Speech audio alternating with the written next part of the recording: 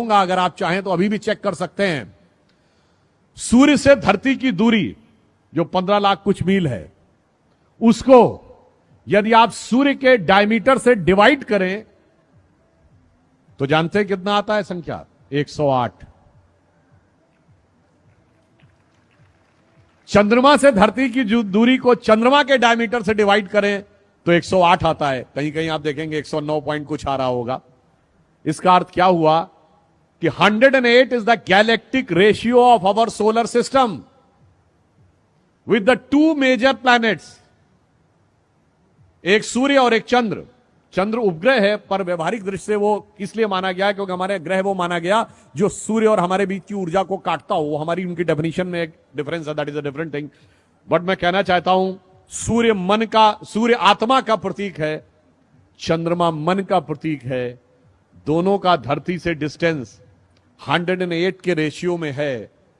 इसका मतलब अगर आपको आत्मा से मन का एकाकार करना हो तो माला कितनी बार जपनी होगी? 108 टाइम्स। और इस 108 का हमारे जीवन से क्या संबंध है? मैं प्योरली साइंटिफिक टर्म की बात करता हूं। जो अर्थ और धरती का डिस्टेंस है, जिसका रेशियो 108 डायमीटर ऑफ सन है, अगर यह थोड़ा सा 10% दूर चला जाए तो इस धरती पे टेम्परेचर इतना गिर जाएगा कि जीवन नहीं रह सकता। 10% नजदीक आ जाए तो धरती पे टेम्परेचर इतना बढ़ जाएगा कि जीवन नहीं रह सकता। इसका मतलब जीवन का संतुलन वो 108 का रेशियो बता रहा है। चंद्रमा का क्या महत्व है? देखिए, हमारी धरती पे जीवन एक और कारण से है। अगर हमारी धरती एक्सिस में स्ट्रेट होती और वो घूमती रहती तो सूर्य की सारी किरणें सेंटर पे पड़ती, इक्वेटर पे। तो इक्वेटर पे तो एक्सेसिव टेम्परेचर हो जाता और नॉर्थ और साउथ पोल पे एक्सेसिव नेगेटिव टेम्परेचर होता, तो भी जीवन नहीं पनप सकता था। परंतु ये 23.5 डिग्री पे झुकी हुई है, इसलिए आधे टाइम जाड़ा, आधे टाइम गर्मी, मौसम भी बदलता है और जीवन का चक्र भी चलता है। वो 23.5 डिग्री क्यों झुकी हुई है? Because of A ratio of the distance of चंद्रमा। उसकी वजह से वो 23 डिग्री पे टिल्ट है। चंद्रमा 10% दूर हो जाए तो ये 23.5 से सीधी हो जाएगी। फिर ऋतुएं नहीं बदलेंगी, मौसम नहीं बदलेगा, जीवन नहीं चलेगा। चंद्रमा थोड़ा 10% नजदीक हो जाए तो धरती और झुक जाएगी, फिर भी जीवन नहीं चलेगा। अर्थात हमारे धर्म का विज्ञान, आकाशीय विज्ञान हमें यह बताता है कि जो जो संख्याएं भी हमारे यहां निर्धारित की गई हैं, वो किस गहराई के साथ, किस विज्ञान के विचार के साथ तय की गई हैं। इसीलिए मन और आत्मा का संयोग करने के लिए सहज स्वाभाविक रेशियो ये वही होना चाहिए जिसमें हमें जाप करने के लिए कहा जाता है। और इसीलिए कभी आप में से बहुतों ने ध्यान दिया हो कि साल में 12 ही महीने क्यों होते हैं?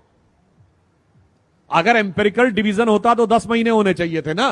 अगर आप जनरल किसी चीज को एक एम्पेरिकल ढंग से डिवाइड करते तो 10 महीने होने चाहिए थे। 12 क्यों होते हैं? क्योंकि हमारा सारा ज्ञान जो था वो आकाशीय गति के आधार पर था। और जिस दरमियान धरती सूर्य का एक चक्कर काटती है, उस समय में चंद्रमा धरती के 12 चक्कर काटता है। इसलिए 12 महीने एक साल में होते हैं। और जो हमारे मैथमेटिक्स के विद्यार्थी बैठे होंगे, मैं कहूंगा कि आप बड़े से बड़े मैथमेटिक्स के प्रोफेसर से पूछिएगा, सर्किल में 360 डिग्री ही क्यों होते हैं? 300 डिग्री होते समझ में आता, 100 डिग्री होते समझ में आता, 200 डिग्री होते समझ में आता। 360 डिग्री इसलिए होते हैं कि आकाशीय सर्किल जो एक धरती लेती है सूर्य के चारों तरफ, और उस प्रोसेस में वो 360 time it rotates on its axis, there are 360 degrees in a circle. तो ये मैंने सिर्फ इसलिए आपको बताया कि हमारी हर सोच अंतर से लेके बाहर तक किस प्रकार जुड़ी हुई है कि भगवान कृष्ण के विराट रूप से लेके सूक्ष्म रूप तक। अगर आप ये बताइए कि आप जब ध्यान लगाते हैं अपनी आंखों के सामने तो क्या दिखाई पड़ता है? Black colour. इसीलिए भगवान कृष्ण काले हैं, कृष्ण वर्ण हैं। वो हमारे मन की आध्यात्मिक चेतना की प्रगति का प्रतीक हैं और जब आप ध्यान लगा के अंदर उतरते चले जाते हैं तो एक स्टेज के बाद आपको अद्भुत ज्ञान का प्रकाश अनुभव होने लगता है, जिसे हिंदी के प्रख्यात कवि बिहारी लाल जी ने एक पंक्ति में कहा है, या अनुरागी चित्त की गति समझे नहीं कोय, ज्यो ज्यो डूबे श्याम रंग त्यों त्यों उज्जवल होए। यानी जैसे जैसे आप भगवान कृष्ण की भक्ति में उतरते चले जाएंगे, उज्ज्वलता की अनुभूति आपको होती चली जाएगी। और इसीलिए हमारे देश में जीवन का उद्देश्य आत्मानुभूति है, यानी self realization is most important part of the life then conquering the entire world. और इसीलिए भगवान कृष्ण का जीवन जानते हैं किसका प्रतिनिधित्व करता है? संपूर्ण वेदों के ज्ञान के सार का प्रतिनिधित्व करता है, जिसके लिए कृष्ण भक्ति के एक कवि ने लिखा है, जाहि अनादि अनंत अखंड अछेद अभेद सुवेद बतावे, शेष गणेश सुरेश दिनेश महेशो जाहि निरंतर ध्यावें। और पुनः कह रहा हूं, जाहि अनादि अनंत अखंड अछेद अभेद सुवेद बतावें, ताहि अहीर की छो हरियां छछिया बर छाछ पे नाच नचावें। और ये किसने लिखा है? सैयद इब्राहिम रसखान, भगवान कृष्ण के बहुत बड़े भक्त कवि, जो मुस्लिम थे, माना जाता जिनका जन्म काबुल में हुआ था, उनकी समाधि वृंदावन में है। वो आकर भक्ति में ऐसे लीन हो गए कि उन्होंने ये कहा, और उनकी एक बड़ी प्रख्यात कविता है, आप सबने सुनी होगी, कि वो कहते मेरा अगला जन्म हो तो मैं कृष्ण भक्ति में ही रहना चाहता हूं।